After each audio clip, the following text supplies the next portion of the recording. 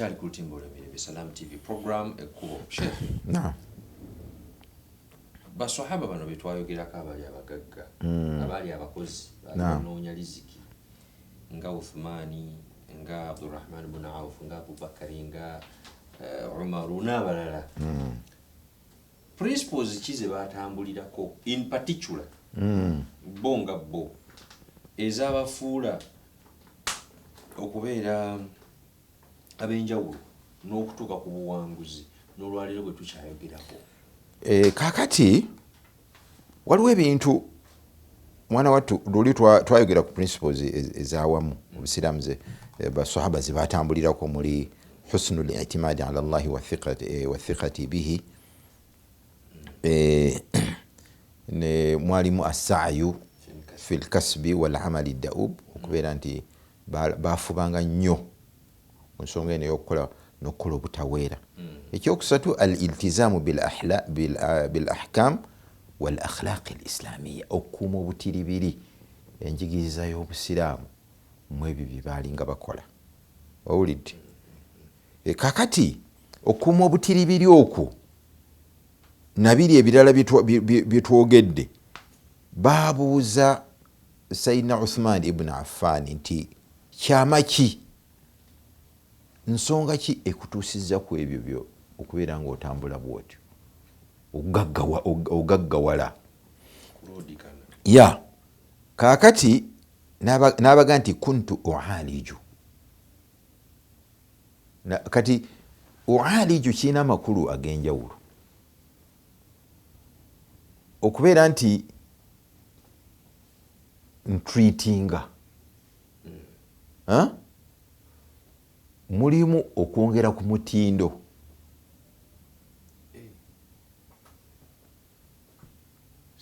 Kati bw'onoga emmwanyi n'ozitunda nga zino zikyali nga bw'ozinoze, waliwo n'abatunda embisi. Kakati si kyangu nnyo kufuna kasente kawera ng'okyali bw'otyo, oba ku stage eyeddako eyo kwanika n'otunda. Bano abaddako bano be bafuna sente. Uthman yaga nti kuntu uhalij either kutatundira ku raw material, yaga nti kuntu uhalij ziba nanansi ntunda juice wa unammi unammi ay uwassi'u da'irati at-tijara biziyadati al-istithmar fiha qadra al-istita'a. Kwegamba nti tanmiya kwe to develop oba kugaziya amakulu, kwe kuddira sente z'ofunye bw'abeera capital n'ofuna amagoba n'ogongeramu. Amagoba g'ofunye togalya n'oyongera mu business oba olyako tomalaawo. Naye kakati oyinza okusanga omuntu n'aba nga alina bizinesi ya bukadde 2 n'atandika okuzimba ennyumba, bamukubira pulaani yayingereza kuzimba nyumba ya miliyoni 10 nga yakusulamu ng'egenda kuva mu zino mu bizinesi eno. Kati ennyumba etuuka n'ekoma mu bbanga, ne bizinesi nayo neegwa. Kakati yaga nti kuntu unammi. Kati baali banyonyola ekigambo ekyo, amakulu nga ngaziya scope, wasi'u da'irata tijara scope biziyadati listithmari fiha, nga njongeramu investments, njongeramu sente, nekula negaziwa nefuna branches nebifaanana bwe bityo. Kiraba ebyo bibiri yabyogera. Wala azdari ribhan, nga sigaya magoba, sinyoma magoba, sigoba magoba, situuza stock, ndyako katono, sinyoma magwaye gati anze ekintu sikiriyako siringi 5 bachajja topapa owulidde topapa kutunda bajja kujja wala azdari ribhan ngata tanyuma mago ekintu ekiguza omutwalo gumu akiramudde gumu kitundu lyaga nti nkuwa gumu 2 gati leeta sente owulidde okulamuza kwa mbusiramu ate bwekuba tekuli mubusiraamu olwokuli luddawo kasita tuddayo ku principles ize watugamba temuli kulyaza amaanyi otyo alghararu waljahala 100%. wala ashtari shaykhan bwembangula ebintu nze sigula bintu binalwawo kutambula yegundi Uthman naye kakati ekinewunyisa nti ebintu bino okugamba bajja ne batusomera abantu abo muzikiti biki nga batusomera saidi obeemu obanda bino tebabitusomera yazikali bamukubefumu basoma Qur'an saine kuyiga ko aya bweti na kusomera kakati naye bino biva mu kamwa kooli yennyini era nga nabamubuuza tebamubuuza kumala biseera basoma baagala naye bamutuuke bafaanane nga ye baagala kuyiga nga nabo basahaba be bamubuuza ukikola otya kati embeera y'abasahaba teriyo muffe bantu nga tabuuzangako nga tabifaako ebiti tebimukwata nako kali oli gwe nakunyumiza yagamba nti kana ahlul madina idha balagha ahaduhum 40 sana tafarraga lilibada oyo ayinza okgenda n'abuuza bino naye nga bangi muzikiti asoma era abantu bamuwuliriza bayinza okgenda ne babuuza bino nga bagandi bwoweza emyaka 4 full time ibada kakati yaga nti wala azdari ribha nga sinyoma magoba gonna wala ashtari shaykhan bwebaba bakinyonyola ekigambo wala ashtari shaykhan ay kana yatajannabu shiraa ghairi marghubin fihi nga yewala nnyo gula ebintu ebitalina maketi ebitatunda abantu bye batayagala liqidamiha eitha olw'obukadde bwabyo oba kasadiha okubeera kweganga abantu tebabinamu interest biri ku mudibo ebyo nga tabigula Uthman ibn Affan wa aj'alu ra'sayn yagamba nti bwe baali bakivunda wa aj'alu ra'sayn agamba nti ay ahtatu fi tijarati fa unawwi'u fi anwa'i al-buyu' nafubanga nnyo okulaba nga bwema mu mulimu guno gw'ebisuubuzi okutobeka anwa'u al-buyu' ebintu ebyenjawulo bitukola ki byentunda kino bwe kiba tekifunye sikifunyeko magoba nenfuna ku kino hatta la akhsara jami'a ra'si al-mal neme kubeera nti kapito wange akola ki asobola okufiira mu kintu ekimu ekiraba kakati olaba nga nahaju ihtirafi kwegamba enkola ey'abantu bali professional استطاع عثمان أن يتفوق به في إدارة التجارة والاستثمار kati ebintu ebyo era nabisoma ku Abdurrahman ibn Auf tibyawukana manoti owulidde kyova olaba nga abantu abo ebintu ebyo okubituukako biva ne ku mentality y'omuntu kakati bino byetujja twasoma batusomera okuviira ddala emabega banzijuke nakisoma nakiwulira nga bakisoma nga kyali kito nkyali muto nga balaga engeri basahaba bano ab'e Makka ba muhajirina gye bakwataganamu ne ba answar nti omubaka bwe yagambanga nti gwono ye mukwano gwo agamba ono ow'e Madina nti ono ow'e Makka ono ye mukwano gwo naoli kyebaga nti akha baina almuhajirina wal answar otyo ono bamuyitanga oba Saad ibn Rabia gwe batwininga ne gundi ne Abdurrahman ibn Auf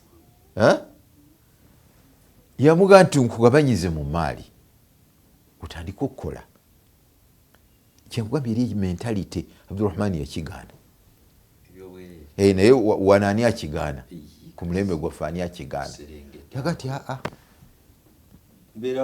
kwegamba bamuyita Saad ibn Rabia yagaana.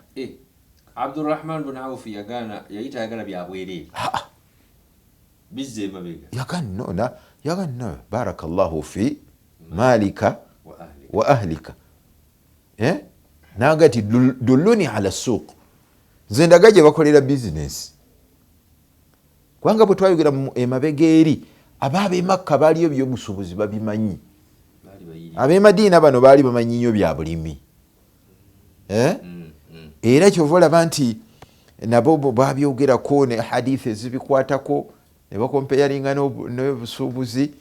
Abamu ne baga nti obulimi bwe busingamu empeera eri inda Allahi subhanahu wa ta'ala kubanga ma min muslim yaghrisu gharsan au yazra'u zar'an fayakulu minhu insanun au hayawanun au ghayru dhalik illa kana lahu bihi sadaqa. Kati bagamba nti omulimi ono bino byalimye ebitonde bingi ebiryako oluusi mu busuubuzi kiyinza obutakola ki obutaba kyangu otyo. Kakati kati ebyo discussions mu kintu ekiri healthy tezibulamu ezifaanana bwe zityo, kiriwo ekisingako. Ne Sheikh ne bwogendayo olwaleero Makka bakyategeera obusuubuzi Makka basuubula kati bo babulimu. Kakati bagenda okugenda e Madiina nga bamumanyi. Kati Abdurrahman yaga nti ayinza okuba yagamba nti bino byetwasomye principles husnul itimadi ala Allah. Allah bw'aba gyali yampa obulamu yampa emikono lwaki bampa kangende nkole ki kangende neekolere amafuta.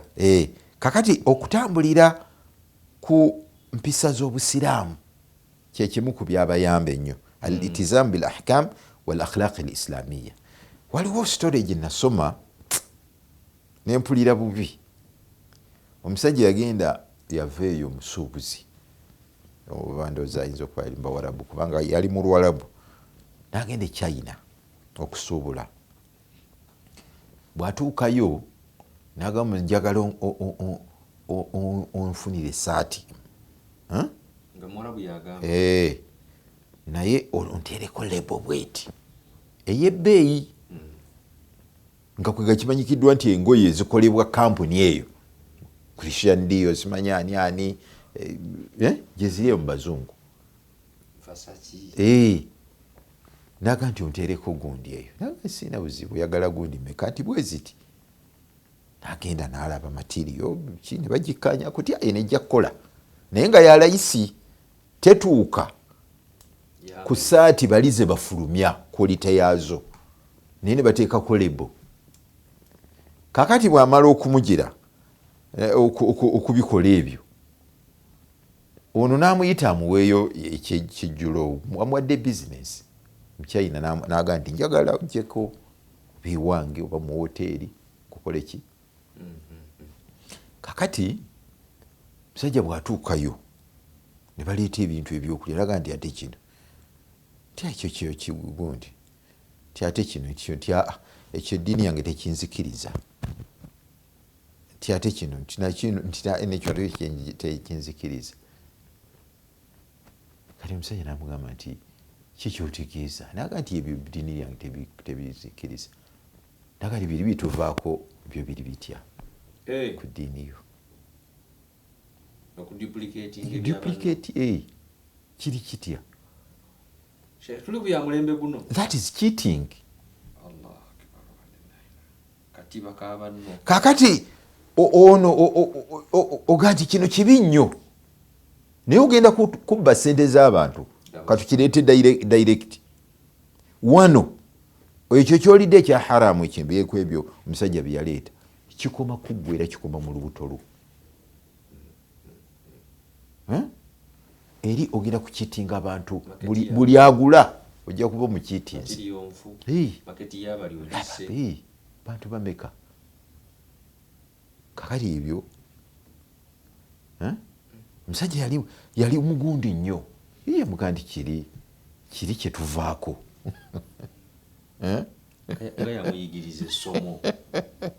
kakati otusanga nga mu bintu ebimu ng'oli bulana kuba bikondi temujja kujoga Allah nga tuli balamu naye ngaekintu oluusi kyakugambirako impact yakyo kiyinza okuba nga kibi naye nga impact yakyo si nnene ng'ate ye kyomanyi kyakola impact yakyo mu busiraamu oba ku bantu bameka bekikosa olina goŋŋambye oli bangaye yali omukubi w'embooko ku muzikiti waliwo omuzikiti gwali eyo gusijja kwogera nga bakuba abatamiivu abenzi mbooko zaabwe bazibawaawo naye muwala we n'amuleetera omusajja ajja okuwasa muwala we n'agamba empale zo teziwasa mu maka gange ezo empale zezifaanana bwe zityo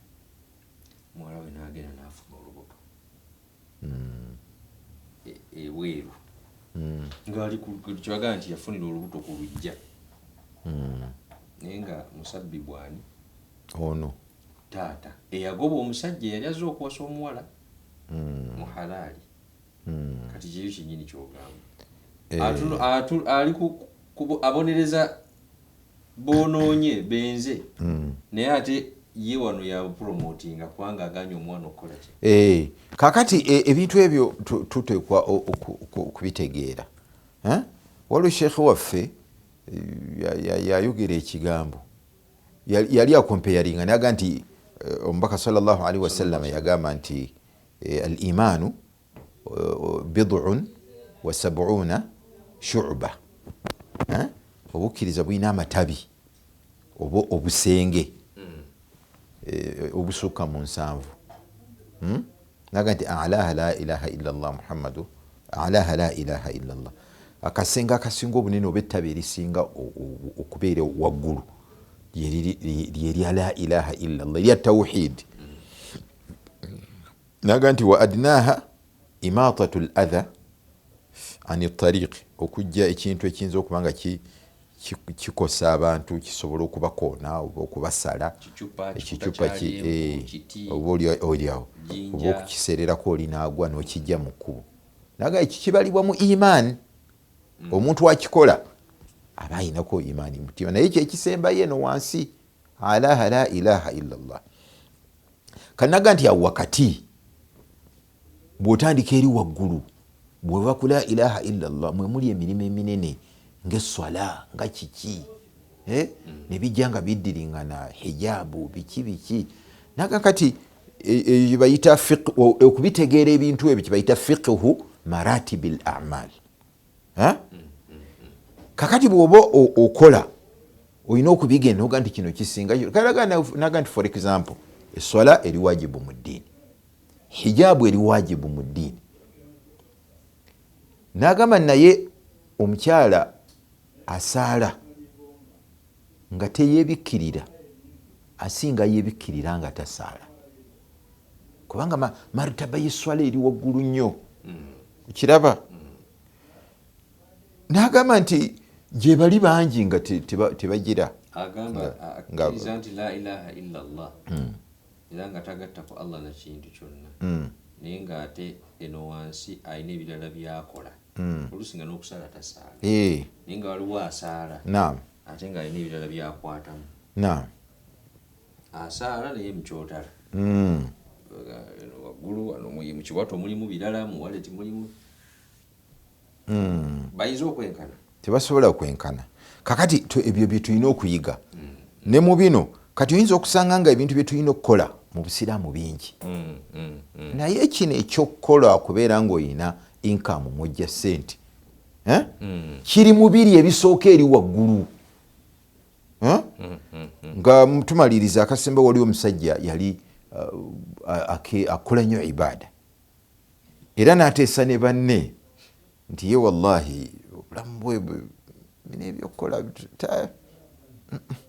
abisika muli tebijja agala kola ibaada muzikiti swalaat mu budde bwazo babuyita bukkati budde bwazo kino adhikaari biki tahajjudi bano banne ne bamuga nti ya wallahi tekirina buzibu fenaffe insha allah tujje kunoonyanga riziki gyonaalyanga bwe tunaakolanga nga tukuleetera. Oba yali Sayyidina Umaru ndowooza bwe yabitegeera yabaga nti mwe mumusinga oli mwe mumusinga adhikaari mwe mumusinga ayimiridde ku mmwe ate mmwe temuyimiridde ku ye muwe mutali ate watali mumulya watali mulya eno gyowunzikidde toli mu logiki. Alhamdulillah obusiraamu butambulira ku logiki. Batugamba temuteekamu obwo baba boogera ku busiraamu bula si Muhammad bwe yajja nabwo sallallahu alaihi wasallam.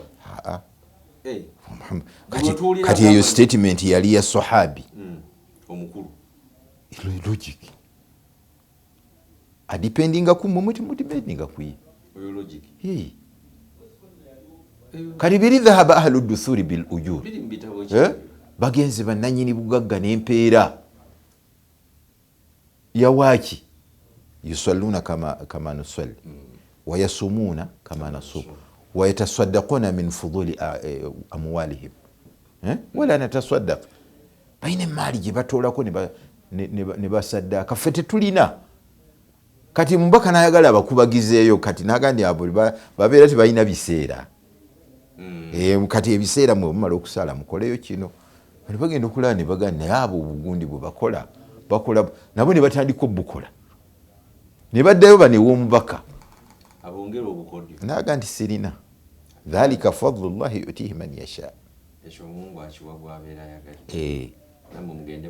Nammwe mugende mukole mugaggawale n'adhikaari nga bwe muzikola. Sheikh barakallahu fiik. Bannange tuwunzikidde mu logiki. Logiki kitegeeza okutegeera ebintu. There's a reading between the lines. Ebintu nga bw'obiraba lowooza nnyo osukkewo. Ekirungi otugambye nti abagamba nti mu busiraamu toleeta mu ndowoozayo. Obwo si bwe busiraamu Muhammad sallallahu alaihi wasallam bwe yajja nabwo. Twetaaga okulowooza. Waliwo ebintu tuyinza tubyogerako mu maaso kubanga ebintu ebi confusing nnyo abantu. Waliwo ebintu ebiri tawqifi mu busiraamu n'ebitono nnyo. Ebitono nnyo bibalira ku ngalo si bingi. Mashaallah. Tuyanza nnyo okukola ndowooza bwe tukukomeza naye nga twali ku mulamwa baswahaba ba Nabi sallallahu alaihi wasallam kiki tubayigako era banoonya batya riziki. Kakati ffe tukoze tutya enkola yaabwe obugagga bwabwe biki bye tuyinza okwekwatako okubeera successful oba okubeera abawanguzi mu duniya ne ku akhira. Programu ekkubo lwaliyo bwe tukomye tujja kubasiibulirawo inshallah. Wassalamu alaikum wa rahmatullahi wa barakatuh.